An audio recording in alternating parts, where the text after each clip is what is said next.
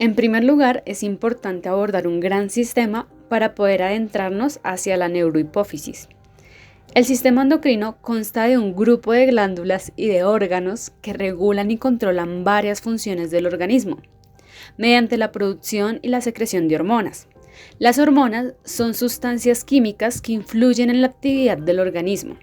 En esencia, actúan como mensajeros que controlan y coordinan diversas actividades del organismo. Controlan funciones corporales tales como la respiración, el metabolismo, la reproducción, la percepción sensorial, el movimiento, el desarrollo sexual y el crecimiento. Las hormonas son producidas por glándulas y transportadas a varios tejidos del cuerpo a través de la sangre. Envían señales, las cuales este grupo de organizaciones van a recibir las órdenes.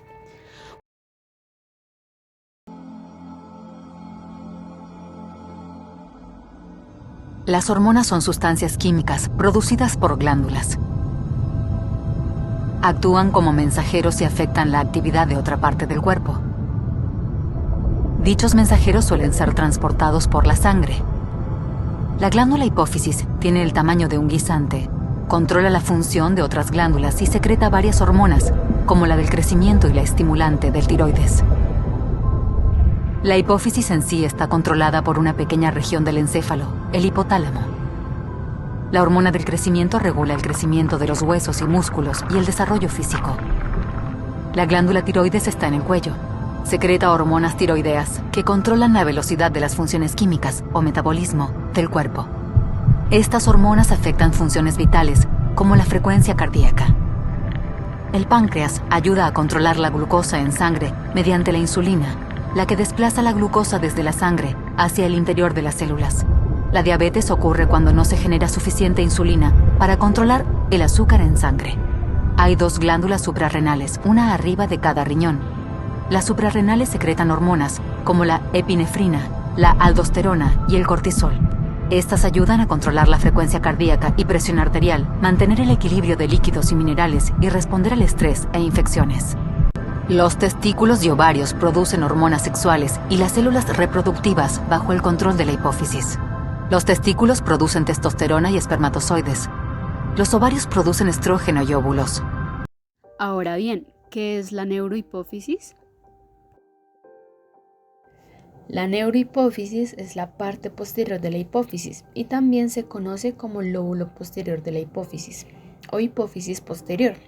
Esta parte de la glándula pituitaria está destinada a almacenar varias hormonas que segrega el hipotálamo, entre las que se encuentra la hormona antidiurética denominada ADH o vasopresina denominada AVP, que se encarga de potenciar la reabsorción de agua a nivel renal y regular la concentración de varias sustancias en la sangre. Ahora bien, como datos curiosos tenemos que la hipófisis apenas tiene el tamaño de un guisante. Sin embargo, la importancia que tiene en nuestro cuerpo es inmensa. Es la glándula maestra, es nuestro centro de comunicaciones hormonales y es un tercer ojo, entre comillas, capaz de orquestar procesos endocrinos tan relevantes como aquellos relacionados con la tiroides, las glándulas suprarrenales o nuestros órganos reproductivos. No nos equivocamos si decimos que todo lo que envuelve a esta pequeña estructura es fascinante. Se halla justo en la base del cerebro, localizada en un espacio óseo que se conoce como silla turca. Pesa poco más de 500 miligramos y en un caso en que seamos mujeres o que hayamos dado a luz varias veces, su peso puede llegar hasta los 700 miligramos. Su relevancia químico-hormonal es indiscutible. La hipófisis mantiene la homeostasis endocrina gracias a la interacción constante con el hipotálamo. Su función en nuestro organismo es determinante e incluso a nivel espiritual, lo que ha dado una gran trascendencia a esta impresionante glándula. Tal y como hemos mencionado anteriormente, la zona posterior de la pituitaria o neurohipófisis consiste principalmente en proyecciones neuronales de células neurosecretoras magnocelulares. Estas se extienden desde los núcleos supraóptico y paraventricular del hipotálamo. En los axones de estas células neurosecretoras se almacenan y se liberan las hormonas neurohipofisiarias. Estas son conocidas como la oxitocina y la vasopresina. Estas se lanzan a los capilares neurohipofisiarios y desde allí parte de ellas entran a la circulación del torrente sanguíneo, mientras que las otras vuelven al sistema hipofisiario. Aunque las principales acciones fisiológicas de la vasopresina y de la oxitocina son muy diferentes, ambas hormonas tienen una estructura similar. Estas se van a sintetizar en los somas de las neuronas magnocelulares, que se denominan así debido a su tamaño y a su núcleo grande, de los núcleos supraóptico y paraventricular del hipotálamo. Aunque ambos núcleos hipotalámicos pueden sintetizar las dos hormonas, en una neurona magnocelular se sintetizará o bien vasopresina o bien oxitocina. Cada hormona se sintetiza como parte de un precursor o prohormona que se empaqueta en vesículas neurosecretoras donde se procesan. Durante el proceso de maduración, el precursor sufre distintas modificaciones enzimáticas. Estas lo van a conducir a dos productos finales: la hormona y una proteína que se conoce como neurofisina. Al tiempo que se procesa el precursor, la vesícula se desplaza a lo largo del axón que atraviesa la eminencia media hasta llegar a la neurohipófisis donde se almacena. Entonces, hablando acerca de como tal su estructura, encontramos a la eminencia media. Esta es aquella que se encuentra unida al infundíbulo y es una de las 7 áreas del cerebro que no posee barrera hematoencefálica, lo que significa que es un órgano con capilares permeables. La función principal de la eminencia media es la de ejercer el papel de puerta de entrada para la liberación de hormonas hipotalámicas. No obstante, también comparte espacios perivasculares continuos con el núcleo arcado hipotalámico adyacente, lo que indica un posible papel sensorial. Otro que hace parte de su estructura es el infundíbulo. Este es la conexión entre el hipotálamo y la pituitaria posterior. Este lleva los axones desde las células neurosecretoras magnocelulares del hipotálamo hasta la pituitaria posterior, donde se van a liberar sus hormonas neurohipofisiarias, que ya anteriormente las mencionamos y son la oxitocina y vasopresina en la sangre. Por otro lado, tenemos la pars nervosa. Este también es conocido como el lóbulo neural o lóbulo posterior. Esta región constituye la mayor parte de la neurohipófisis y es el lugar de almacenamiento de la oxitocina y la vasopresina. En muchas ocasiones, esta es considerada como sinónimo de la neurohipófisis. Sin embargo, se trata solamente de una parte de esta. Finalmente, algunas clasificaciones no incluyen a la hipófisis media como parte de la neurohipófisis. Esto es de forma habitual. También es de gran importancia que hablemos de las funciones de la neurohipófisis. Entonces, recordemos que usualmente la neurohipófisis es considerada de manera errónea como una glándula productora de hormonas, pero su principal función no es la de sintetizar estas sustancias, sino la de almacenar y liberar las dos hormonas clásicamente relacionadas con este órgano, que ya las hemos mencionado anteriormente. Estas son la oxitocina y la vasopresina. En un principio, estas hormonas son sintetizadas en el hipotálamo, son transportadas y liberadas en la hipófisis posterior. Después de su producción, se almacenan en las vesículas neurosecretoras reagrupadas y antes de ser secretadas en la neurohipófisis a través del torrente sanguíneo. La neurohipófisis se encarga de la conservación y liberación de las hormonas vinculadas a dicho órgano. Ambas pues tienen un papel determinante en el deseo sexual masculino y femenino. Esto pues es de gran importancia. Por un lado, la oxitocina, que es una hormona que el cerebro segrega, en algunas veces es segregada para aliviar el dolor físico al actuar como un analgésico. Así, las mujeres disfrutan de sus efectos placenteros durante el parto y tras el mismo, lo cual permite estar un poco más relajadas. La oxitocina, que se crea en el hipotálamo y es secretada por la neurohipófisis, induce a la relajación mental y favorece una mayor conexión emocional con nosotros mismos. Como consecuencia, además, fomenta los vínculos sociales con los demás y es posible beneficiarse de ella gracias a la meditación. Por otra parte, la vasopresina tiene la capacidad de regular la función hepática, por eso es conocida como la hormona antidiurética, porque ayuda a la retención de líquidos. Igualmente, favorece el aumento de la presión arterial y se reconoce que su liberación en determinadas áreas cerebrales tiene unas consecuencias positivas directas sobre la libido y la interacción social.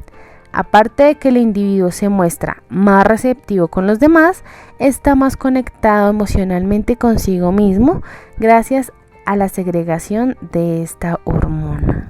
Acerca de la fisiología. Durante el desarrollo embrionario, la hipófisis posterior queda conectada con el hipotálamo mediante un conjunto de fibras nerviosas que recibe el nombre de tracto o conducto hipotálamo hipofisiario.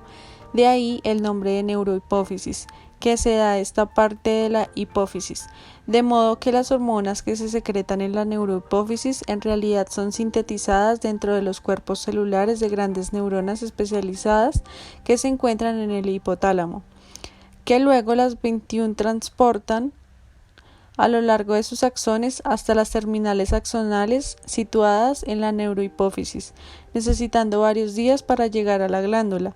Es decir, que la neurohipófisis almacena y libera hormonas, pero no las sintetiza. Estas hormonas son la vasopresina y hormona antidiurética y la oxitocina. En condiciones de reposo se acumula gran cantidad de ADH y oxitocina en glándulos secretores en las terminaciones nerviosas situadas en la neurohipófisis.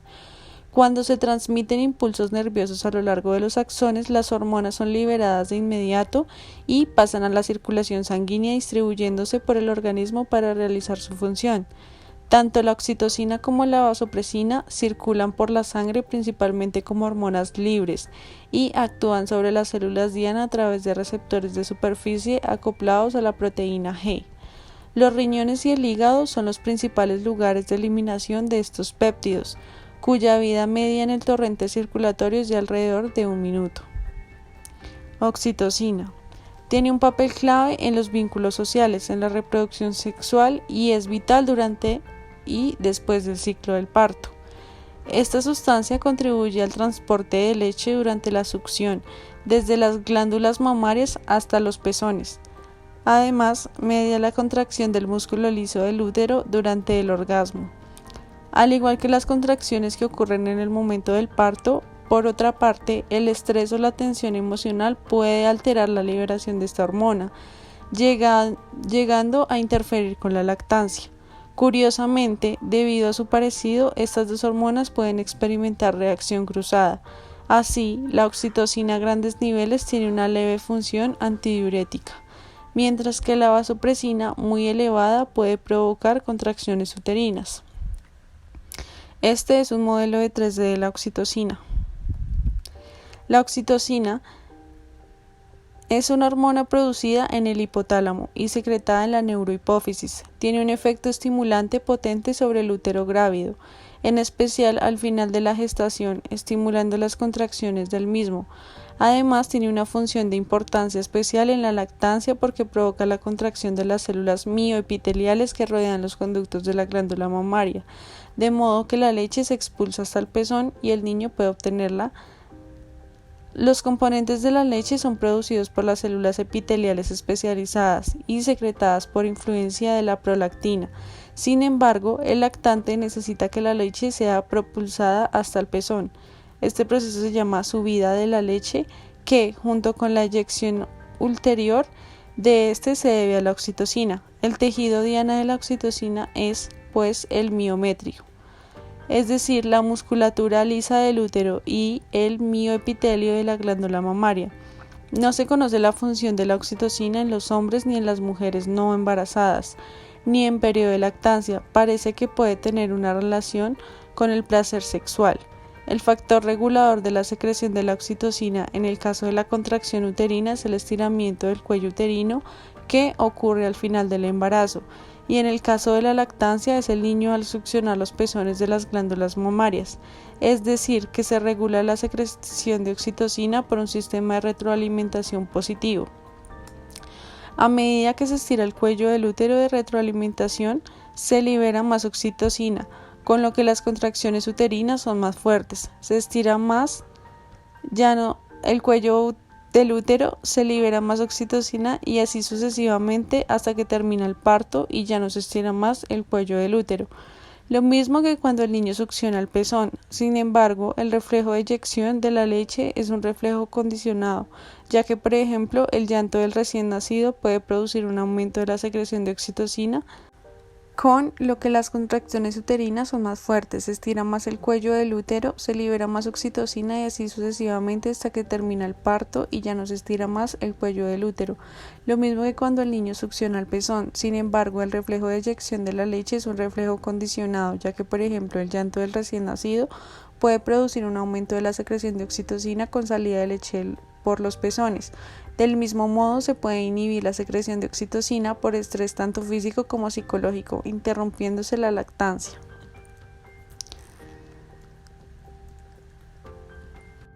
Regulación de la secreción y efectos de la oxitocina. La liberación de oxitocina va a ser estimulada por la succión del pezón y la distensión vaginal. En estas dos acciones vamos a encontrar que contribuyen los estrógenos y los andrógenos, dos hormonas importantes. Sin embargo, también van a ser mediadas por los antiestrógenos. La liberación de oxitocina va a contribuir a la contracción de células mioepiteliales del alvéolo mamario y la contracción del músculo liso del útero. Encontramos otra hormona importante, la cual es la vasopresina. Las principales funciones incluyen el aumento de la cantidad de agua sin soluto reabsorbida en la circulación, lo que permite un aumento en la resistencia vascular periférica y aumenta la presión arterial.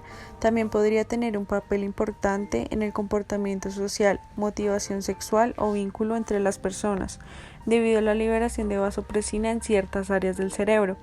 También conocida como hormona antidiurética por sus efectos en el riñón, su papel principal es la función regular la secreción de agua a través de la orina, en concreto estimular la retención de líquidos, además controlar la vasoconstricción de los vasos sanguíneos periféricos. La hormona antidiurética o vasopresina es una hormona producida en el hipotálamo y secretada en la neurohipófisis. Existen dos tipos de receptores de vasopresina, el B1 y el B2. La interacción de la hormona con receptores B1 aumenta el calcio intracelular, que actúa como segundo mensajero mediando los efectos de la vasopresina sobre el músculo liso vascular. Los receptores B2 utilizan el AMP cíclico como segundo mensajero, mediando las acciones de la hormona en los túbulos renales. La principal acción fisiológica de esta hormona es su efecto antidiurético, de ahí su nombre de hormona antidiurética. En este caso, el riñón es el órgano diana para la hormona, ya que produce un aumento de la permeabilidad en la parte distal de la nefrona para el agua y permite que el agua se reabsorba a la sangre y sea por tanto conservada en el organismo. Como consecuencia, se produce una disminución del flujo de orina. Cuando hay una disminución o ausencia de ADH, la parte distal de la nefrona es impermeable al agua, de modo que ésta se pierde en la orina.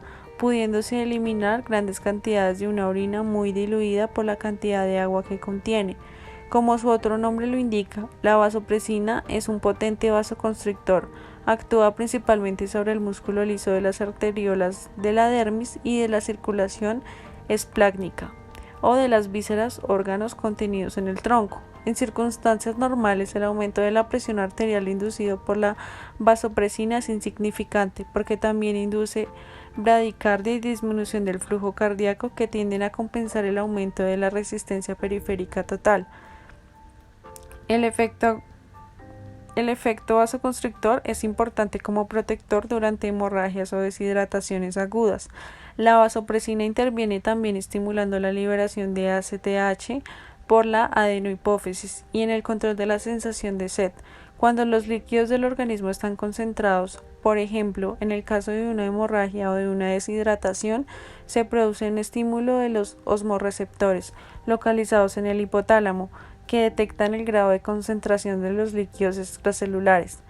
Se activan entonces las neuronas hipotalámicas, productoras de ADH que transmiten las potenciales nerviosos a sus axones y provocan la liberación de la hormona en las terminales axonales situadas en la neurohipófisis, con lo que la hormona pasa al torrente circulatorio.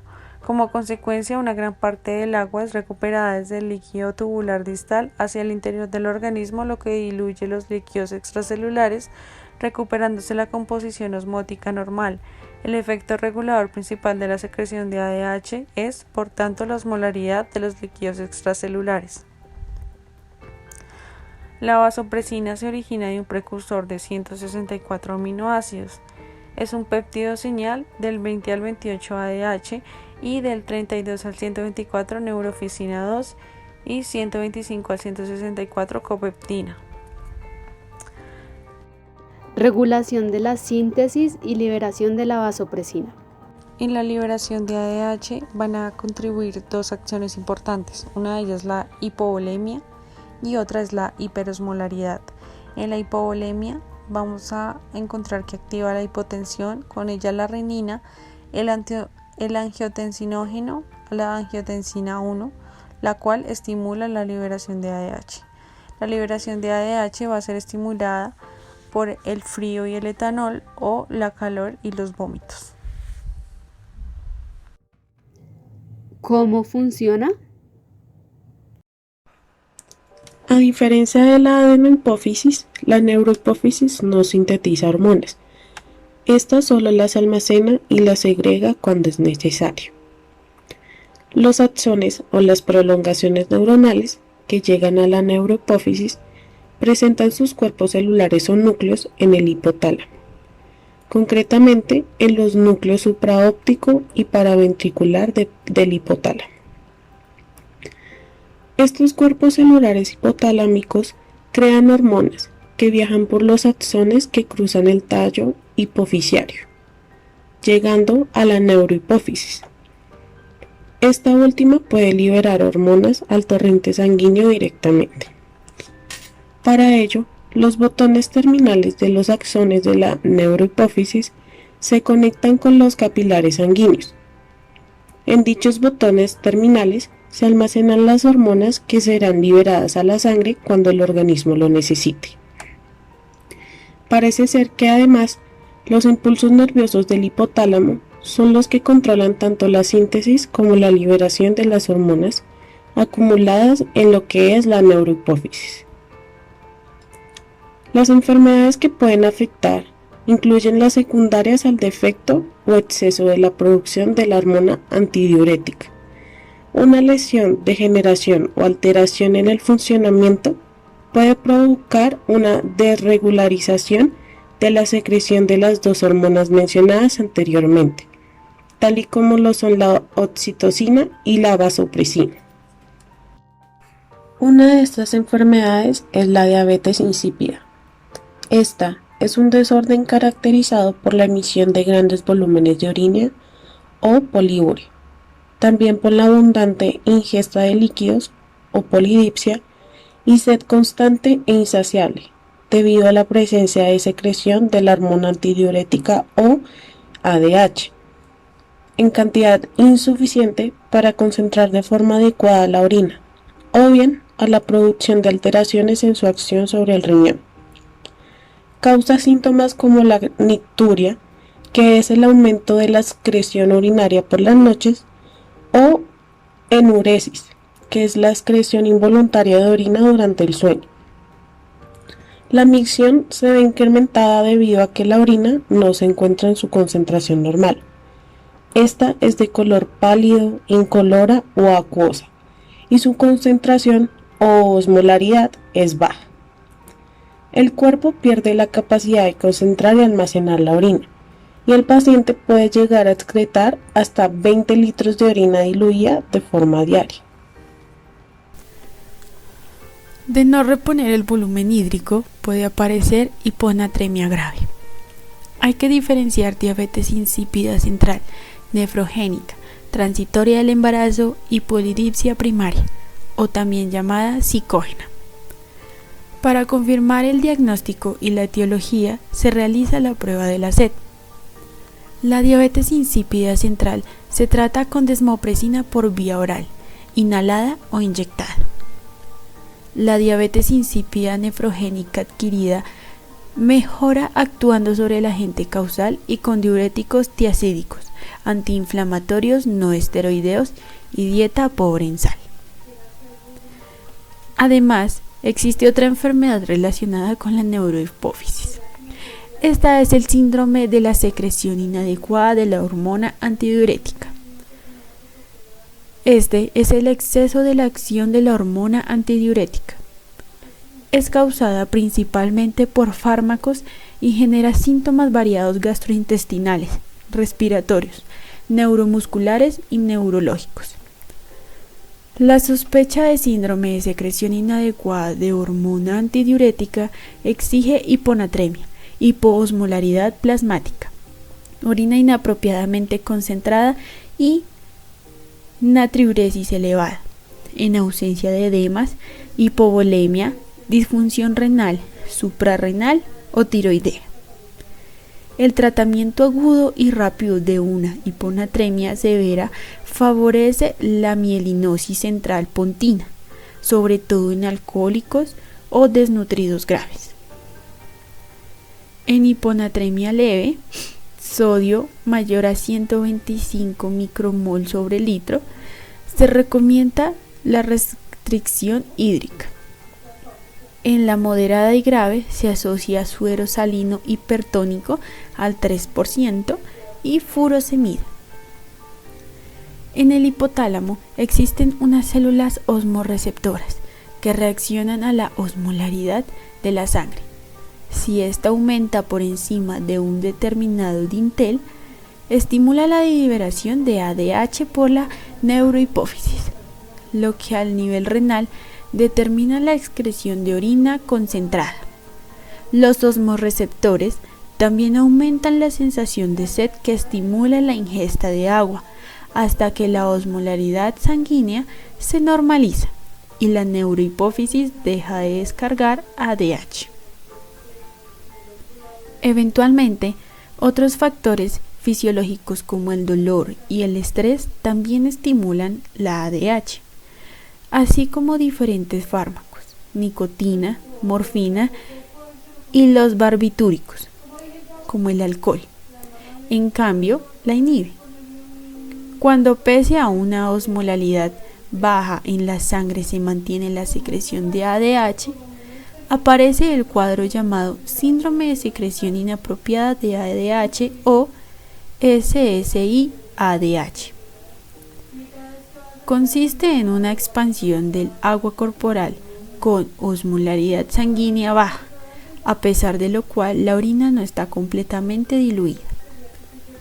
El agua libre penetra en las células, compartimiento intracelular, y en los casos graves llega a ocasionar intoxicación acuosa caracterizada por debilidad, confusión mental, letárgica, que puede llegar a determinar convulsiones, coma y en casos extremos la muerte. Tratamientos para las patologías de la neurohipófisis. Diabetes insípida.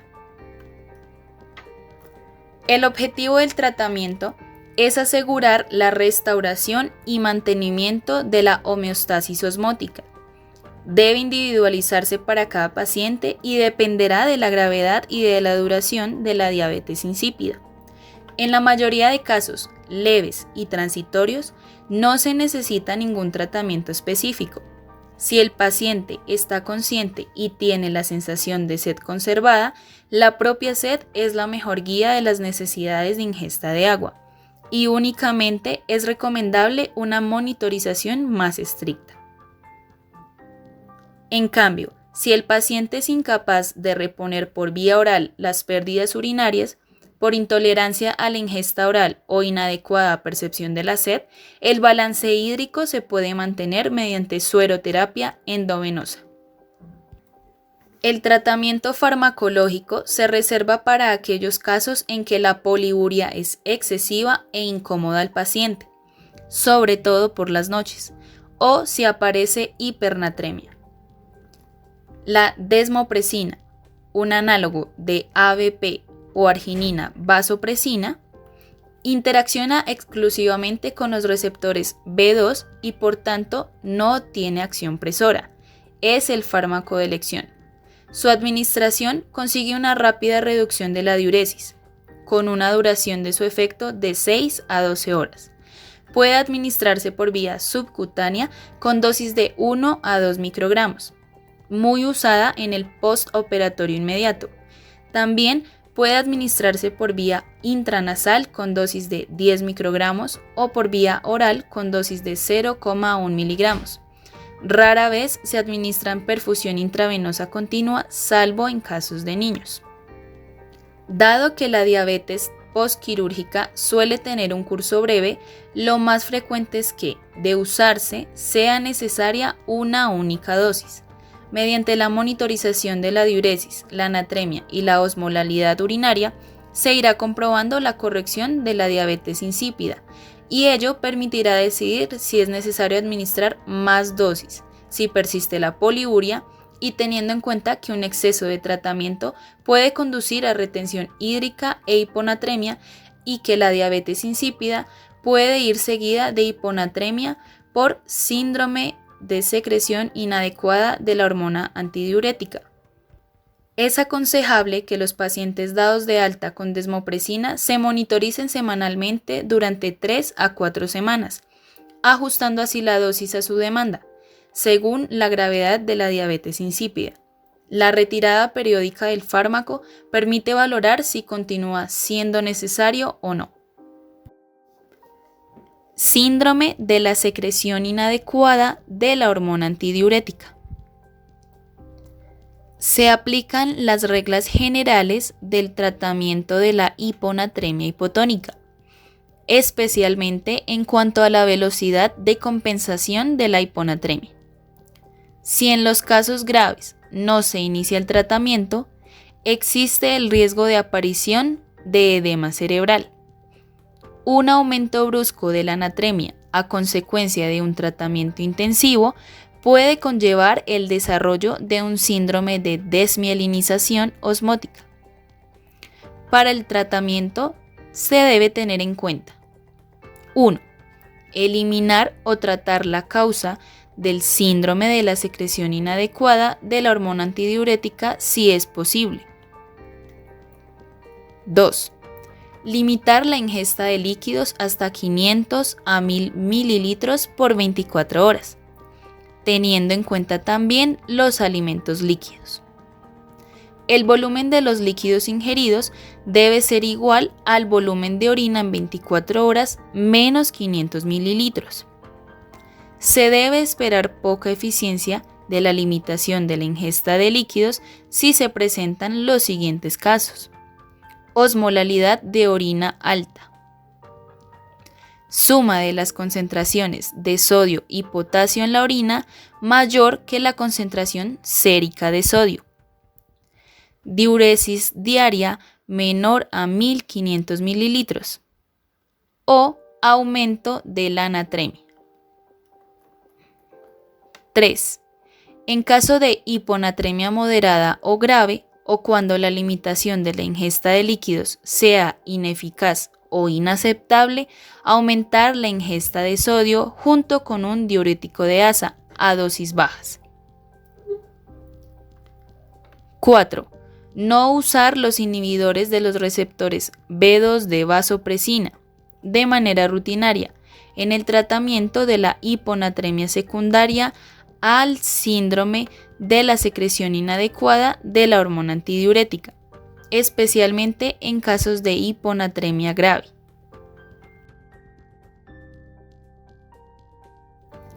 Otras patologías asociadas. Conocemos la relación existente entre la hipófisis, nuestras emociones y ese equilibrio endocrino que esta glándula regula y favorece de forma tan efectiva. Ahora bien, esta pequeña estructura está situada en un marco óseo muy reducido. A veces, al estar rodeada de diversas estructuras vasculares y nerviosas, es común que se ejerza presión sobre ella y aparezcan algunos problemas. También son comunes los tumores localizados en esta parte del cerebro. Así, los principales trastornos asociados a la hipófisis se basan en si la produce un exceso de hormonas o si por el contrario existe un déficit. En caso de que haya una superproducción, pueden desarrollarse las siguientes enfermedades: acromegalia, gigantismo, síndrome de secreción inadecuada de la hormona antidiurética. En cambio, si existe una baja funcionalidad de la hipófisis, suelen aparecer otros trastornos hormonales: problemas en la hormona del crecimiento, diabetes insípida, síndrome de Schiedam, hipopituitarismo. Para concluir, la hipófisis es algo más que la glándula maestra. Muchos la consideran la reina de nuestros procesos hormonales, la encargada de dirigir esa orquesta endocrina donde cualquier pequeña alteración, como ya sabemos, trae alguna que otra consecuencia. No obstante, por lo general, esta glándula pituitaria funciona de manera efectiva a lo largo de nuestra vida, regulando con ello nuestro necesitado equilibrio interior.